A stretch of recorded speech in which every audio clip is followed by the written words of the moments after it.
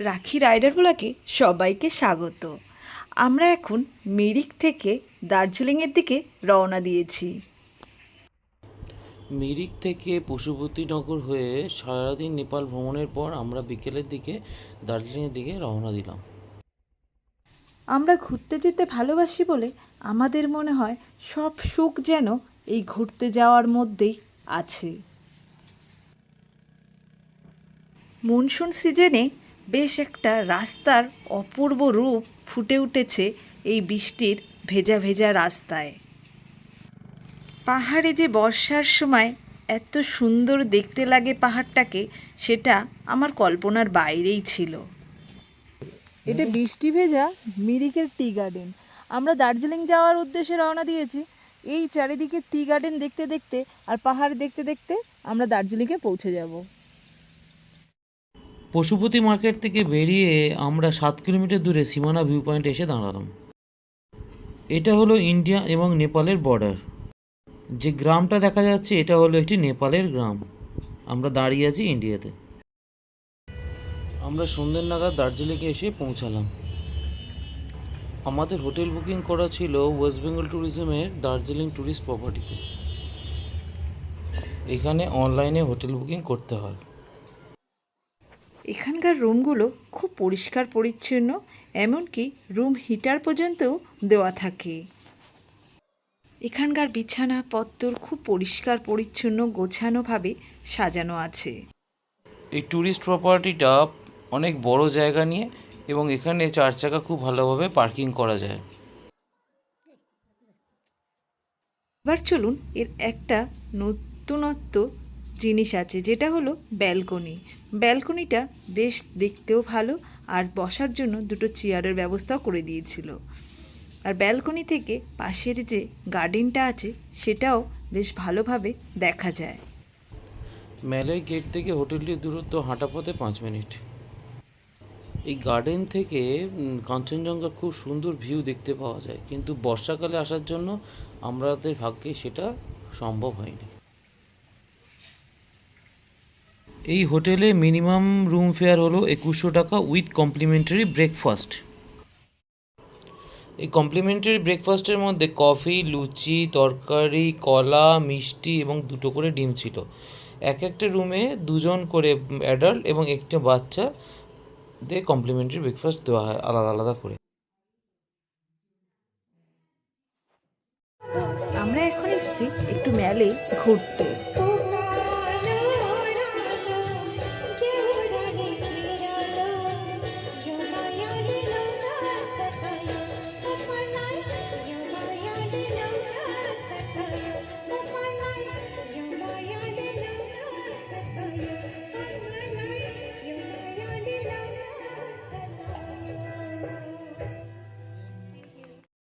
আমরা পরের দিন সকাল বেশ ভোর ভোরে দেখেই বেরিয়ে পড়লাম রক গার্ডেনের উদ্দেশ্যে।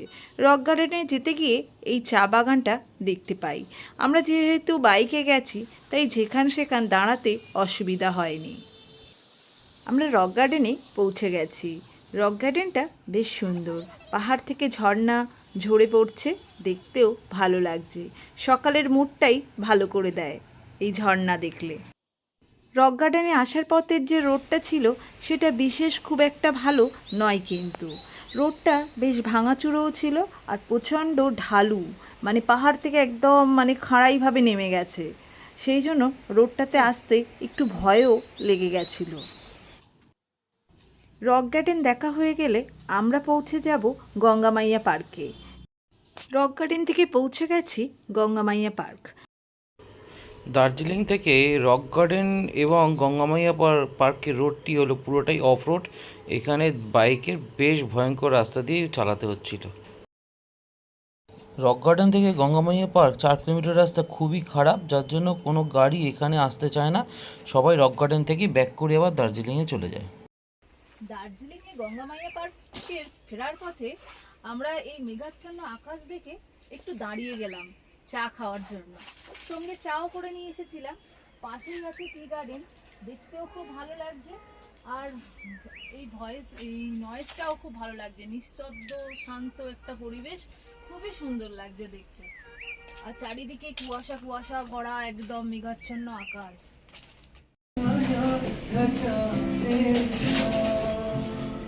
ঘুরে আসার পর লাঞ্চ করতে বসে গেলাম। রক গার্ডেন থেকে এসে দার্জিলিং রোপওয়ের পাশে একটি হিল ভিউ পয়েন্টে সুন্দর রেস্টুরেন্টে আমরা লাঞ্চটা কমপ্লিট করেছিলাম। এই জায়গাটা হলো দার্জিলিংয়ের পিস প্যাগোডা। আমরা আমাদের বাইকটাকে হোটেলে রেখে দিয়ে দুপুরে হাঁটতে হাঁটতে দার্জিলিং শহরটাকে দেখতে দেখতে প্রায় আধ ঘন্টা ধরে হেঁটে আমরা এই পিস প্যাগোডা এসে পৌঁছলাম। খুব সুন্দর একটু জায়গা। এখানে মাঝে মাঝে বৃষ্টিও হচ্ছিল। বৃষ্টি না হলে শুনেছি এখান থেকে নাকি কাঞ্চনজঙ্ঘা দেখা যায়। আমরা দার্জিলিং মেলে ঘুরতে ঘুরতে এই যে গ্লিনারি রেস্টুরেন্টটা আছে, অনেক দিনের পুরনো, এখানে আমরা সন্ধ্যের টিফিনটা সেরে নিলাম। প্রচণ্ড ভিড় হয়, ভিড়ের মধ্যেও তবে খেতে আমরা ছাড়লাম না। আমরা পরের দিন সকাল সকাল ঘুম থেকে উঠে আবার বেরিয়ে পড়লাম আমাদের বাইকটাকে নিয়ে। বাইকটা নিয়ে বেরিয়ে পড়লাম তিনচুলা, লাভার্স পয়েন্ট এর উদ্দেশ্যে। সঙ্গে আমরা লামারটার যে ভিউজ পয়েন্টটা আছে সেটাতেও দেখে নিলাম। এদিকে রাস্তাঘাট খুবই সুন্দর। এই জায়গাটা হলো লামারটা ইকো পার্ক। যদি বৃষ্টি না থাকতো এখান থেকেও কাঞ্চনজঙ্ঘাকে দেখতে পাওয়া যেত। আমরা এখন আছি তিনচুলা রাস্তায়।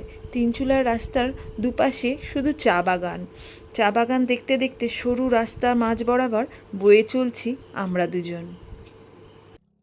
এই বর্ষাকালে দার্জিলিংয়ের কোনো ভিউ পয়েন্ট থেকে আমরা কাঞ্চনজঙ্ঘাকে দেখতে পাইনি।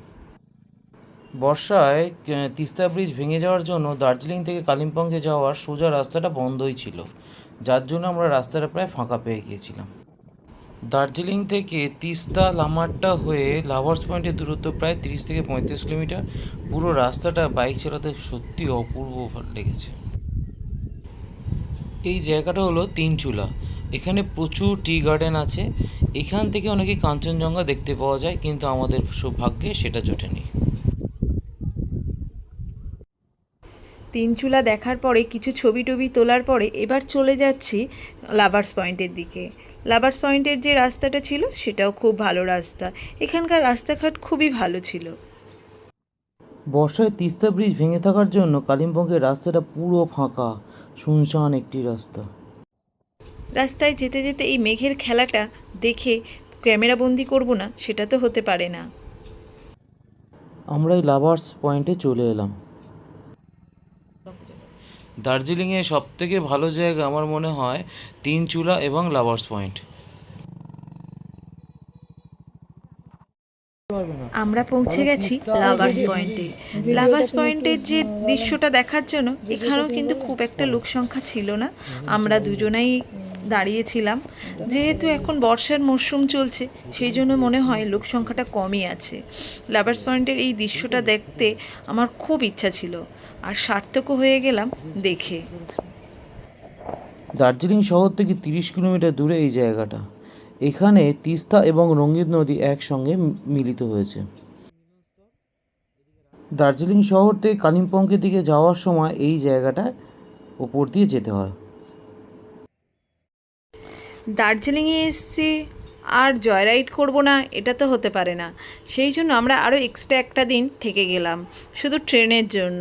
ট্রেনটা চাপার জন্য আমরা আরও বেশি করে থাকতে হলো। প্রথম দুদিন আমরা জয় রাইডের কোনো টিকিটই পাইনি।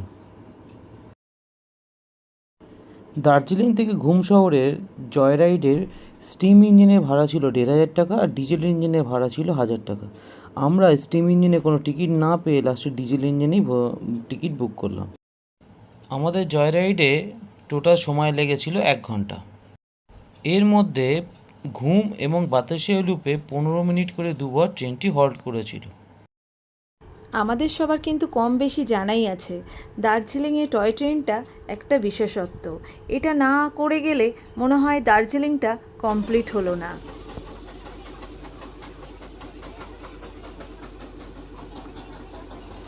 এটা হলো দার্জিলিংয়ে হেরিটেজ স্টিম ইঞ্জিন।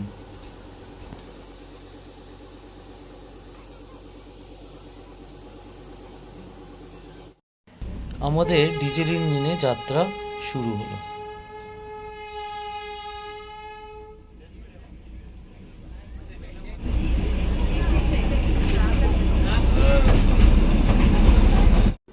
শুধুমাত্র এই টয় ট্রেনে ওঠার জন্যই আমরা দার্জিলিংয়ে একটি রাত এক্সট্রা থেকে গিয়েছিলাম।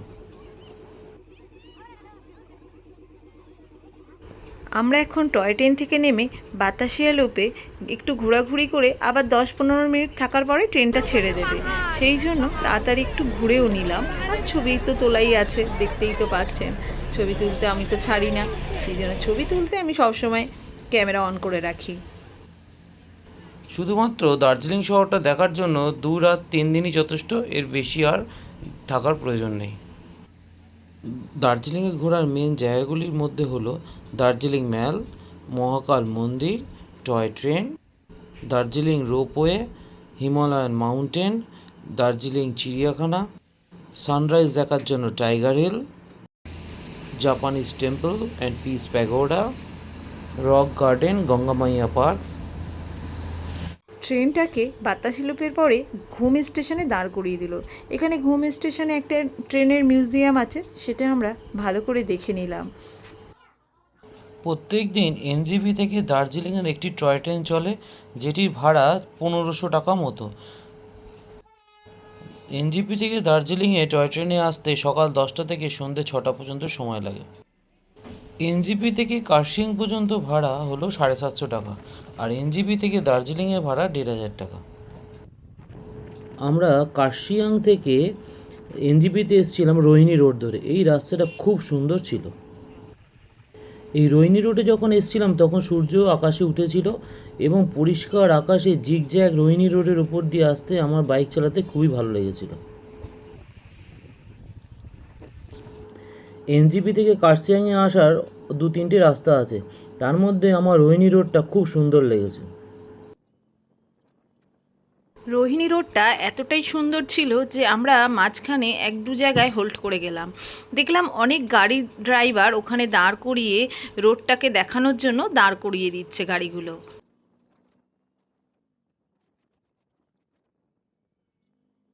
পাহাড়ি রাস্তা যখনই মনে হচ্ছে শেষ হয়ে যাবে আর কিছু দূর যাওয়ার পরে, তখনই যেন মনটা খারাপ হয়ে যাচ্ছে।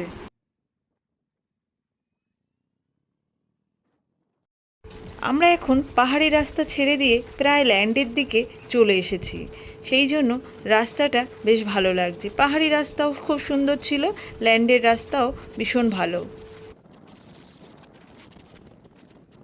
দার্জিলিং জয় রাইড কমপ্লিট করার পর আমরা হোটেলে যাই। সেখান থেকে বাইক নিয়ে আমরা 2:30 নাগাদ দার্জিলিং থেকে রওনা দিই। আমরা রায়গঞ্জে এসে পৌঁছালাম তখন প্রায় রাত 9টা হয়ে গিয়েছিল। দার্জিলিং থেকে বাগডোগরা আসতে আমাদের বাইকে 1 ঘন্টা 3 মতো সময় লেগেছিল। সমতল এই রাস্তার দুধারে বেশ কিছু বড় বড় চা বাগান আমরা দেখতে পেলাম। রায়গঞ্জে যখন এসে পৌঁছালাম তখন রাত্রি 9টা বাজে। ওয়েস্ট বেঙ্গল ট্যুরিজমের রায়গঞ্জে যে হোটেলটি আছে সেখানেই আমরা ছিলাম। রায়গঞ্জে হোটেলের ভাড়া ছিল 1100 টাকা এসি রুমের। কমপ্লিমেন্টারি ব্রেকফাস্টে ছিল লুচি, তরকারি এবং কফি। হোটেলের জায়গাটা বেশ সুন্দর ছিল, চারিদিকে গাছপালা ভর্তি ছিল এবং সকালে উঠে আমরা দেখি প্রতি গাছে প্রচুর পাখি এবং বক রয়েছে। সকালবেলা হোটেলের চারপাশটা আমরা বেশ হেঁটে ঘোরাঘুরি করলাম জঙ্গলের মধ্যে। তারপর টিফিন করে নিয়ে আমরা 9টা নাগাদ রায়গঞ্জ থেকে বাইক নিয়ে কলকাতার দিকে বেরিয়ে পড়লাম। এই ট্যুরিস্ট লজের বেশ পরিবেশটা খুব সুন্দর। এইটাকে আবার পাখিরালয়ও বলা হয়। পাখি এখানে প্রচুর পরিমাণ দেখতে পাওয়া যায়, তবে শীতকালে বেশি পরিমাণ পাখি থাকে। এখন যেহেতু বর্ষার সময় অল্প সামান্য পাখি আছেই। আর এছাড়াও এখানে আমরা সকালে টিফিনটা দিয়ে দিয়েছিল, সেই টিফিনটা খেয়ে আমরা সকালের দিকে কলকাতার দিকে রওনা দিয়ে দিয়েছি। আমাদের দার্জিলিং, মিরিক, নেপালের যে ট্যুরটা ছিল 7 ডেজের জন্য, 7 ডেজ আমাদের কমপ্লিট হয়ে গেল। ব্যাস বাড়ির দিকে এবার আমরা রওনাও হয়ে গেলাম। বাড়িতে পৌঁছাতে আর হয়তো কিছুক্ষণ সময় লাগবে। আমরা সকাল 10টার দিকে রায়গঞ্জ থেকে বেরিয়েছিলাম। আমাদের বিকেল প্রায় 5টা বেজে গেছিলো কলকাতায় পৌঁছাতে। রাখি রাইডার ব্লকের প্রত্যেক সদস্যকে অনেক অনেক ধন্যবাদ আমার এই ভিডিওটা দেখার জন্য।